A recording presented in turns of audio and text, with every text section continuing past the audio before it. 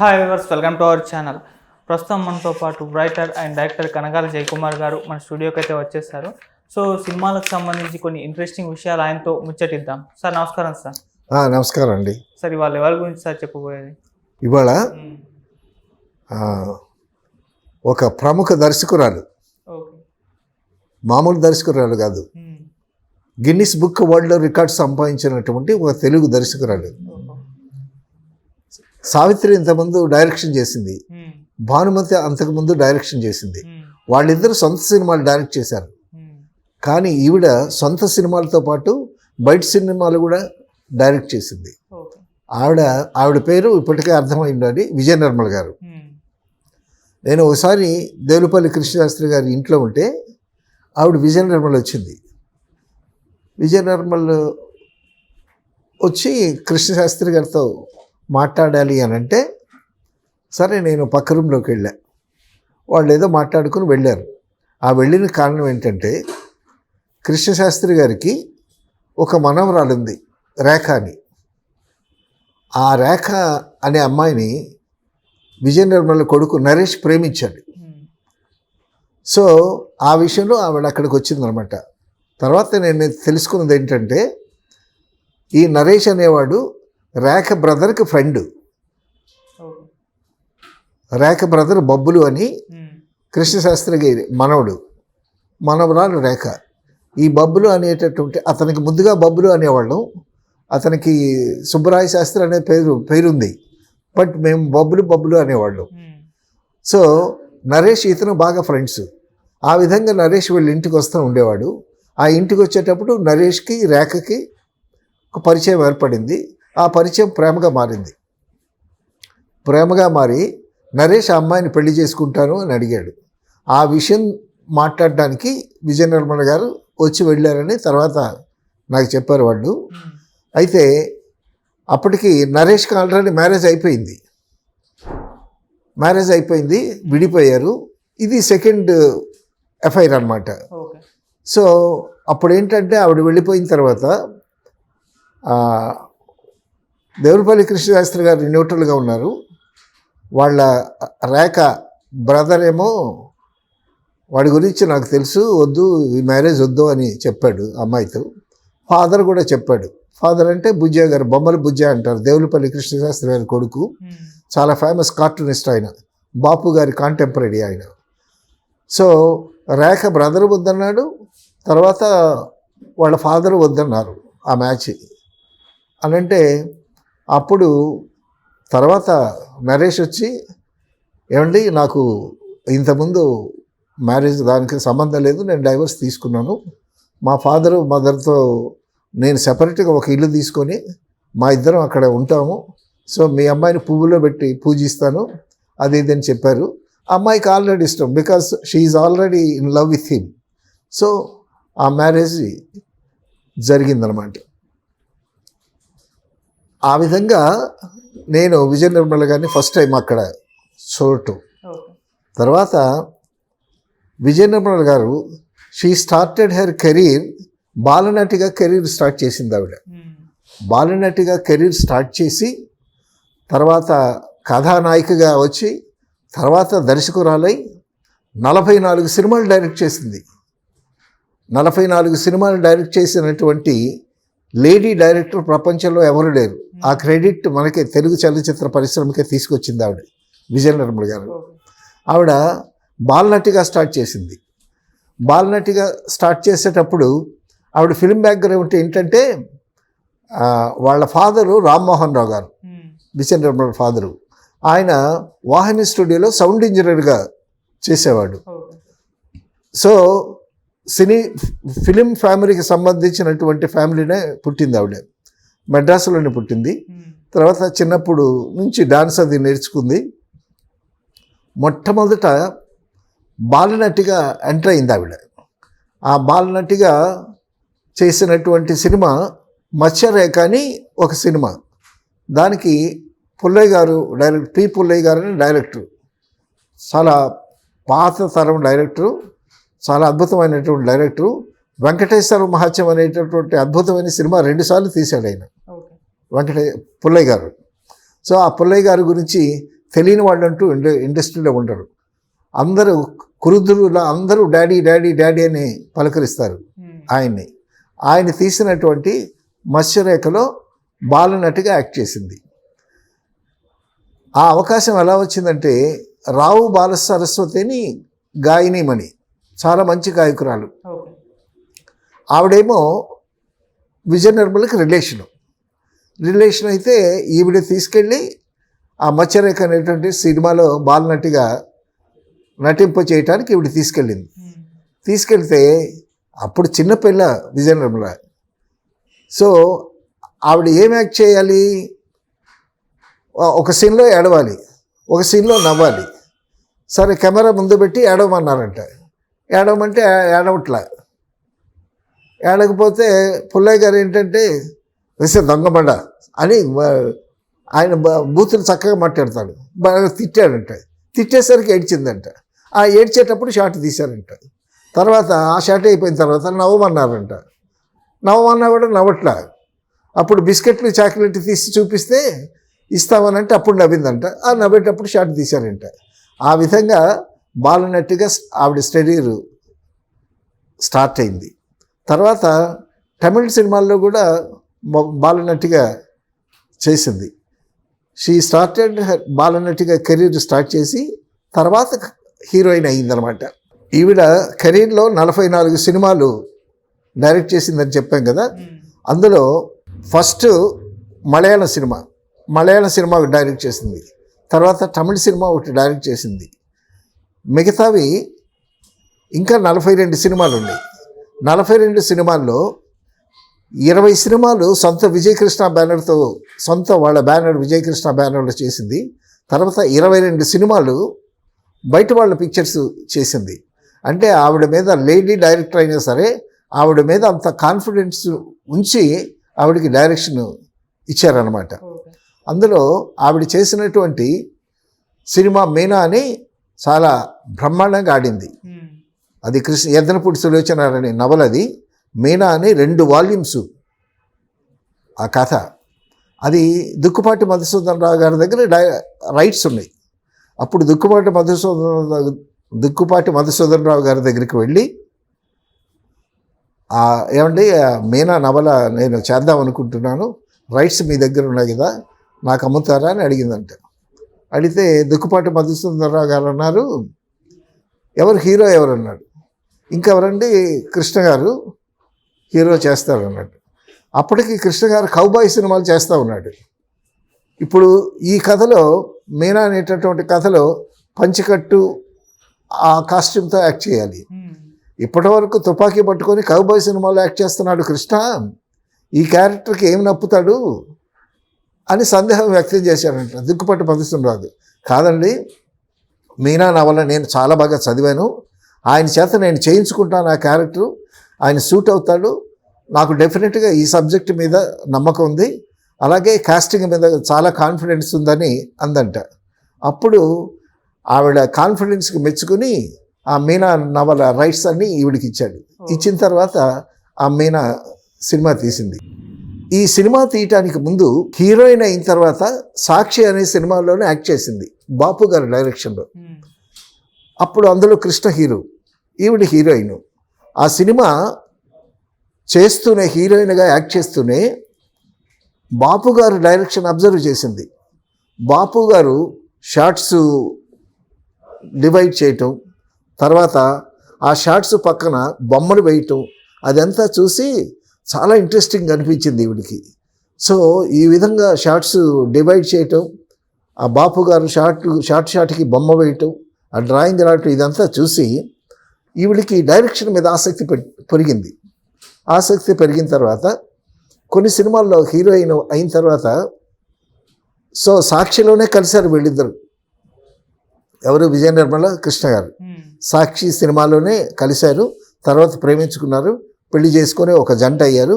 జంట అయిన తర్వాత కూడా ఈవిడ హీరోయిన్గా కెరీర్ బాగానే సాగుతుంది. 3-4 సినిమాలు అయ్యాయి. సరే బాపు గారి డైరెక్షన్ చూసి చాలా ఆసక్తిగా ఉంది కదా, అందుకోసమని నేను కూడా ఒక సినిమా డైరెక్ట్ చేస్తాను అని అంటే, అప్పుడే కాదు ఇప్పుడే నువ్వు నేను ఇప్పుడే పెరుగుతూ ఉన్నావు, కాబట్టి కొన్ని సినిమాలు అయిన తర్వాత అనుభవం వస్తుంది, అప్పుడు చేద్దు కానీ అని కృష్ణ గారు అంటే, అప్పుడు కొన్ని సినిమాలు హీరోయిన్గా చేసిన తర్వాత అప్పుడు మీనా అనేటటువంటి సినిమా డైరెక్ట్ చేసింది. అది చాలా బాగా హిట్ అయింది. ఈ మీనా షూటింగ్ చేసేటప్పుడు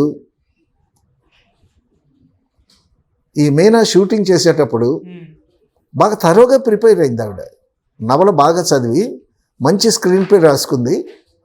అసలు డైలాగులు కూడా ఎన్ని సీన్లు ఏమిటి అనేటటువంటిది కూడా చాలా బాగా తలకెక్కేసాయి. అది ఆ స్క్రిప్ట్ అంతా మొత్తం ఆవిడకి. సరే చాలా ఫాస్ట్గా తీస్తుందంట. చాలా ఫాస్ట్గా తీస్తుంటే అందులో ఎస్ వరలక్ష్మి, సూర్యకాంత్, గుమ్మడి గారు వీళ్ళంతా ఉన్నారు. ఉంటే సూర్యకాంతం అందంట, ఏమంటే సూర్యకాంతం గారు మీరు అటు కాదు ఇటు నించుని ఇలా తిరిగి ఉండాలని అంటే, సార్లే ఉంటాంలే అని అందంట సూర్యకాంతం. అంటే ఫస్ట్ డైరెక్టర్ కదా, లేడీ డైరెక్టర్, ఆడ మనిషి, తర్వాత డైరెక్షన్ చేస్తూ ఉంది. అంతకుముందు కో ఆర్టిస్ట్గా ఉండేది, ఇప్పుడు డైరెక్ట్ అయిపోయింది. చాలాసార్లే అని అందంట.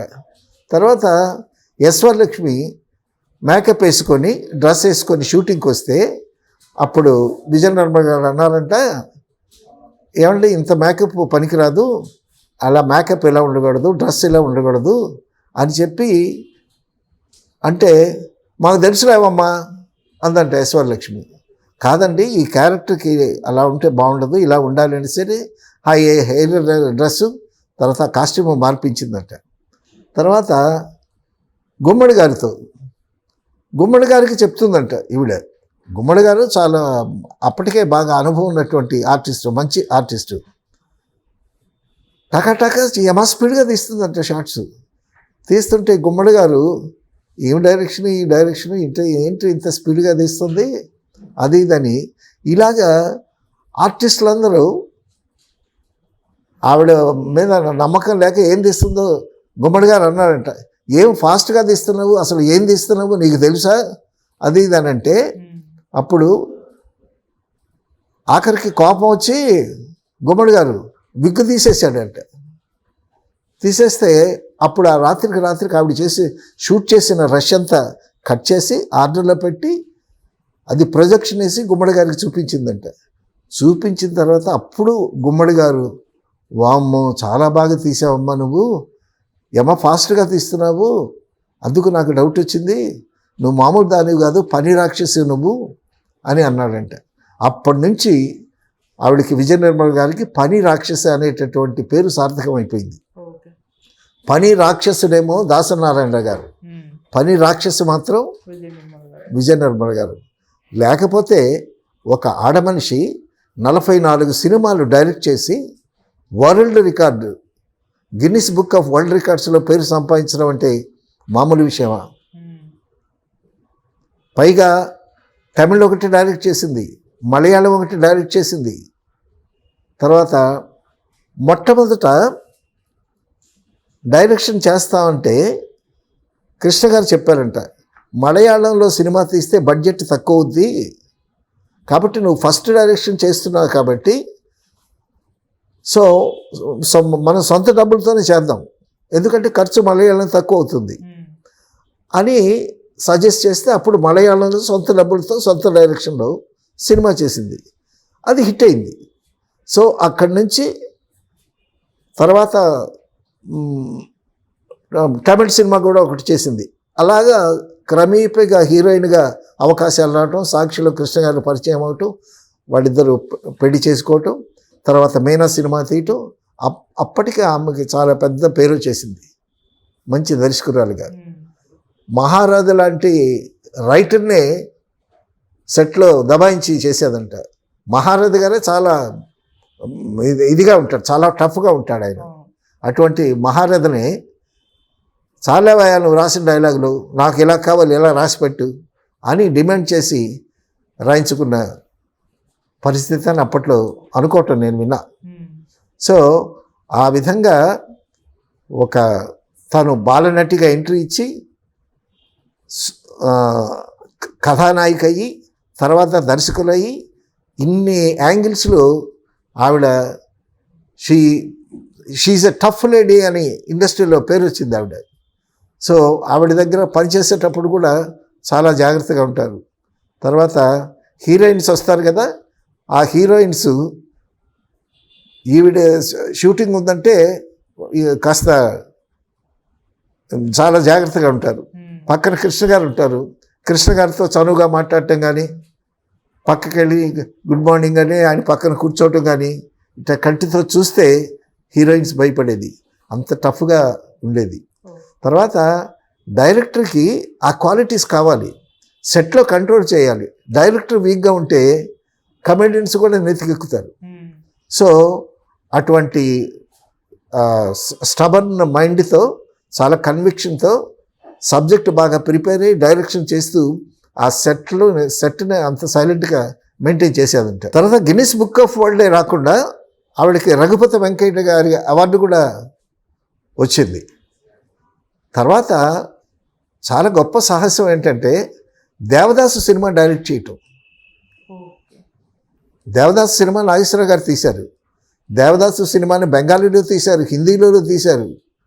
అన్ని లాంగ్వేజెస్ దేవదాసు కన్నా మన తెలుగులో నాగేశ్వరరావు గారు చేసిన దేవదాసు చాలా బాగుందని వేణుల్లో కొనియాడారు చాలామంది. అంత సక్సెస్ఫుల్ ఒకసారి తీసినటువంటి సినిమాకి మళ్ళా ఈవిడ తీయటం అనేది చాలా పెద్ద సాహసం.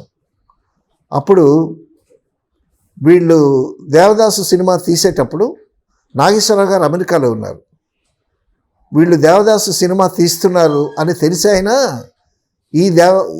ఈ దేవదాసు సినిమా రిలీజ్ అయ్యేటప్పుడు పాత దేవదాసు సినిమా రిలీజ్ చేయండి అని ఇన్స్ట్రక్షన్స్ ఇచ్చారు నాగేశ్వరరావు గారు. వాళ్ళు ఈ సినిమా రిలీజ్ చేశారు. రిలీజ్ చేసిన తర్వాత పాత దేవదాసు రిలీజ్ చేశారు. ఆ కాంపిటీషన్ మీద ఈ పాత దేవదాసు మళ్ళా బాగా ఆడింది, కొత్త దేవదాసు బాగా ఆడలా. అయితే చూసిన వాళ్ళు అందరూ ఏమన్నారంటే కృష్ణ బాగా చేశాడు, పాత్ర బాగా చేశాడు, టెక్నికల్ వాల్యూస్ కూడా బాగున్నాయి, బట్ ఒక స్ట్రాంగ్ ఇంప్రెషన్ పడిపోయారు పాత దేవదాసు. అది అందులో పాటలు కానీ, అందులో మ్యూజిక్ కానీ, సో నాగేశ్వరరావు గారి పర్ఫార్మెన్స్ కానీ, అందులో సావిత్రి అది బాగా హిట్ అయింది. అది జనాల మైండ్లో ఇంకా నిలిచిపోయింది. దేవదాసు బాగా తీసినా, టెక్నికల్గా బాగా తీసినా సరే సక్సెస్ కాలేదు. అంటే అటువంటి అటెంప్ట్ చేయటానికి ఒక ధైర్యం ఉండాలి. అంత ధైర్యంగా చేసింది మరి ఆవిడ కెరీర్ చాలా అంచెలంచెలుగా ఎదిగింది. బాలనటిగా ఉండేటప్పుడే చాలా సినిమాలు చేసింది. భూకైలాస్లో బాలనటిగా యాక్ట్ చేసింది. ఆ బాలనటిగా యాక్ట్ చేసేటప్పుడు అందులో నాగేశ్వరరావు గారు ఉన్నారు. నువ్వు బాలనటిగా యాక్ట్ చేయాలంటే సరదా పడింది, చేస్తానని. సరే, అందులో నాగేశ్వరరావు గారిని చూద్దామని ఇంట్రెస్ట్తో బాలనటిగా యాక్ట్ చేసింది. ఈవిడ మీద షూట్ చేస్తున్నారు, నాగేశ్వరరావు గారు రావట్లేదంట. ఏంటి నాగేశ్వరరావు గారు వస్తారు, నన్ను కూడా రమ్మన్నారు, ఆయన రావట్లేదంటే, లేదమ్మా ఆయన ఇది సెపరేట్గా తీస్తాం, ఇది సెపరేట్గా తీస్తాం అని చెప్పారంట. సో ఆ విధంగా నాగేశ్వరరావు గారు యాక్ట్ చేసినటువంటి సినిమాలో బాలనటిగా యాక్ట్ చేసింది. తర్వాత పాండురంగ మహత్యంలో ఎన్టీ రామారావు గారు అద్భుతంగా యాక్ట్ చేసినటువంటి పాండురంగ మహత్యం సినిమాలో కూడా యాక్ట్ చేసింది బాలనటిగా. అందులో ఎలాగ యాక్ట్ చేసింది? బాలకృష్ణుడిగా యాక్ట్ చేసింది. ఆ బాలకృష్ణుడిగా యాక్ట్ చేసేటప్పుడు అప్పుడు మేకప్ అంతా అయిపోయిన తర్వాత ఎన్టీ రామారావు గారే ఫైనల్గా తిలకం దిద్ది ఆమెల్ని చక్కగా కంఫర్టబుల్గా పెట్టి యాక్ట్ చేయమని పంపించారంట. అంతకుముందు నాగేశ్వరరావు గారి సినిమాలో యాక్ట్ చేసింది, ఇప్పుడు రామారావు గారి సినిమాలో యాక్ట్ చేసింది. అందులో బాలకృష్ణుడిగా యాక్ట్ చేసింది. చాలా అద్భుతమైనటువంటి సీన్, హే కృష్ణ ముకుంద మురారి అనేటటువంటి చాలా ఒక అద్భుతమైనటువంటి పాట. ఆ పాటతో యాక్ట్ చేసిందనమాట. తర్వాత ఆ పాటలో ఒక మంచి శ్లోకం ఉంది. సో ఆ శ్లోకము ఆ పాట అంతా రామారావు గారి మీద ఈ బాలనటి విజయ నిర్మల పిక్చరైజ్ చేశారు. అదేంటంటే ఎన్టీఆర్ గారే తిలకం దిద్దారు విజయ నిర్మలకి. ఆ శ్లోకం కూడా కస్తూరి తిలకం లలాట పలకే వక్షస్థలే కౌస్తుభం నాసాగ్రే నవమౌక్తికం కరతలే వేణు కరే కంకణం సర్వాంగే హరిచందనం చకలయం కంఠేశముక్తావళి గోపస్త్రీ పరివేష్టితో విజయతే గోపాల చూడామణి విజయతే గోపాల చూడామణి. ఈ శ్లోకం అంటే నాకు బాగా ఇష్టం. అందుకే చిన్నప్పటి నుంచి ఆ సినిమా చూసి ప్రాక్టీస్ చేశారు.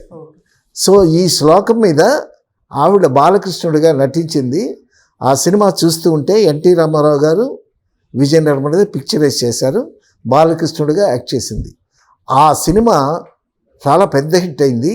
ఆ సక్సెస్ ఈవిడికి పెద్ద బూస్టప్ ఇచ్చిందనమాట విజయ నిర్మల్ గారికి.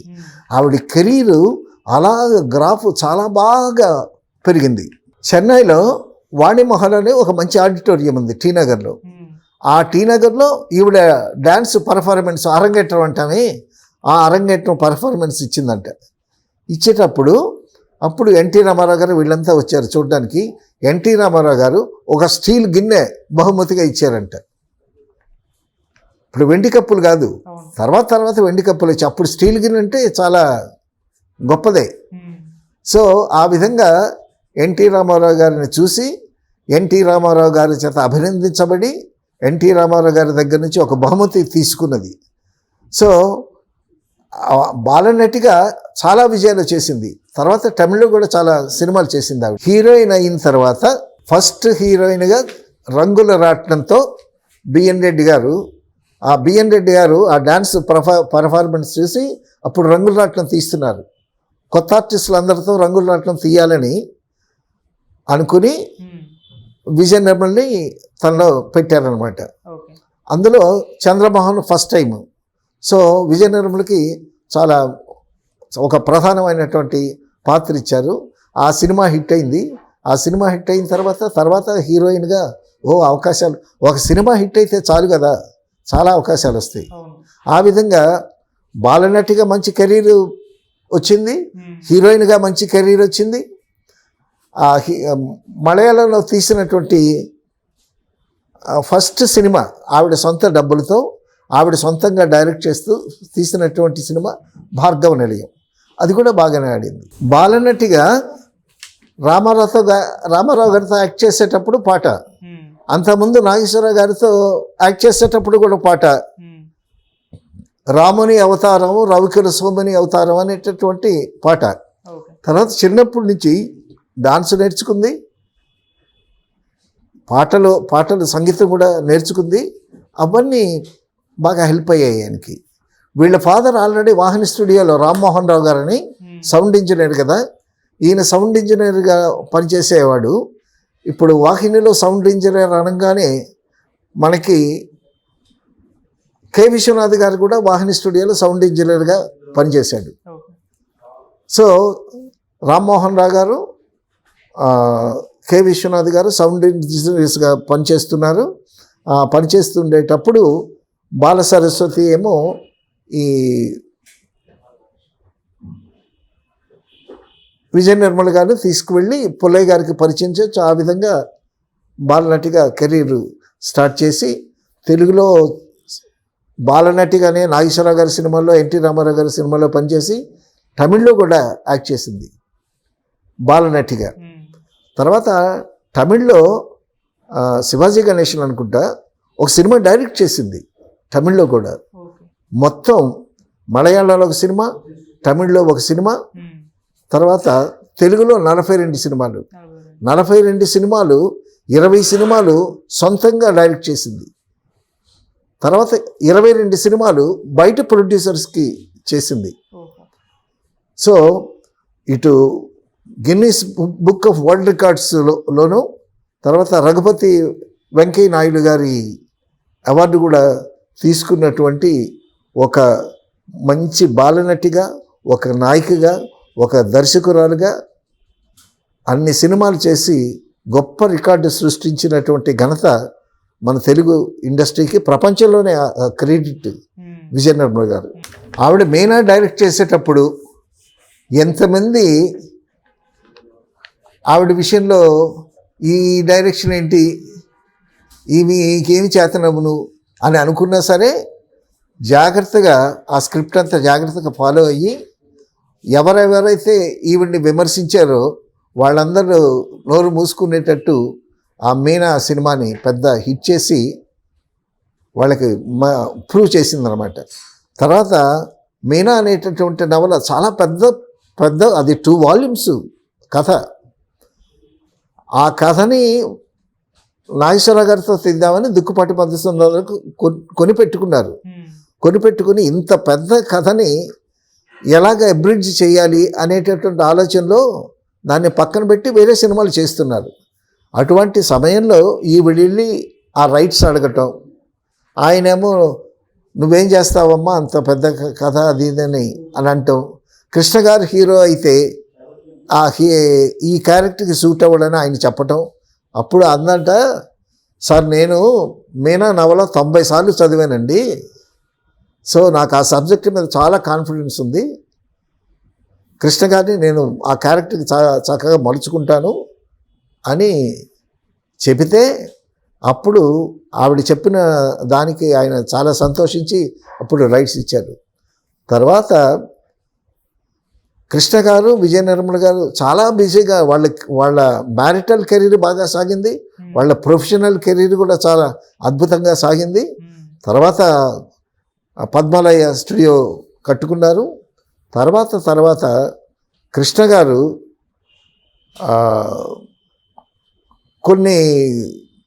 చాలా సినిమాలు చేశారు ఆయన. కొన్ని సినిమాల్లో బాగా లాస్ వచ్చింది.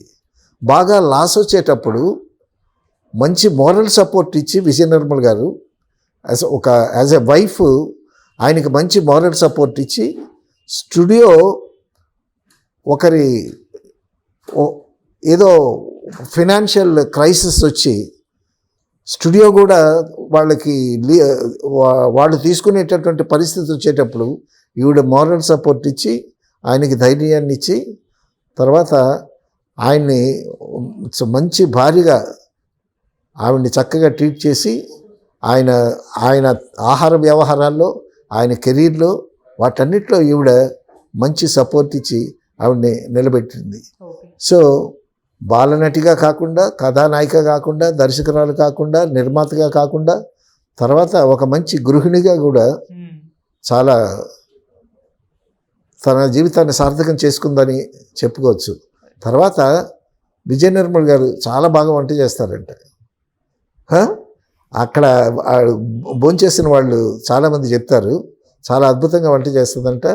సో కృష్ణ గారు కూడా చాలా ఆవిడ చేసిన వంటని బాగా ఆస్వాదించేవాళ్ళంట.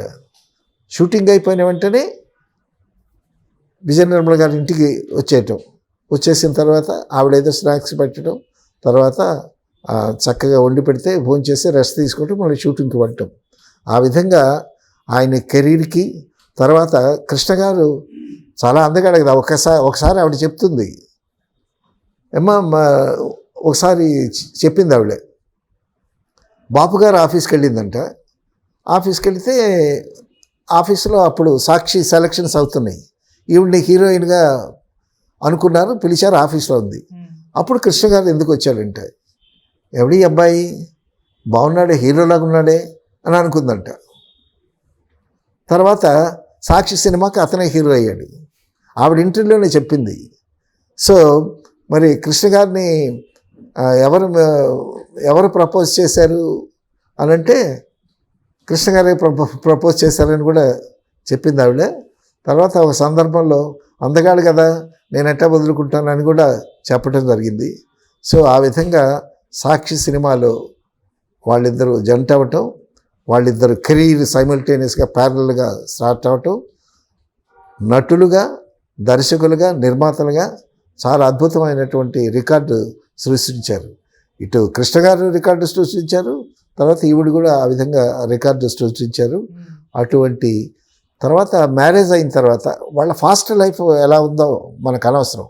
మ్యారేజ్ అయిన తర్వాత చాలా చక్కగా జీవితాన్ని గడిపారు. సో చాలామందికి తెలుసు. కాబట్టి ఆ విధంగా ఆ సెట్ని కంట్రోల్ చేయటం, ఆర్టిస్ట్ని సెట్లో కంట్రోల్ చేయటం మామూలు విషయం కాదు. అవును. సో ఆ విధంగా పని రాక్షసి అనేటటువంటి పేరుని సార్థకం చేసుకుంది. అందుకే ఆవిడ గురించి మనం ఇవాళ ముచ్చటించుకుంటున్నాం. Okay, thank you sir. Vijaya Nirmala గారి గురించి చాలా అద్భుతంగా ఎక్స్ప్లెయిన్ చేశారు. Thank you so much.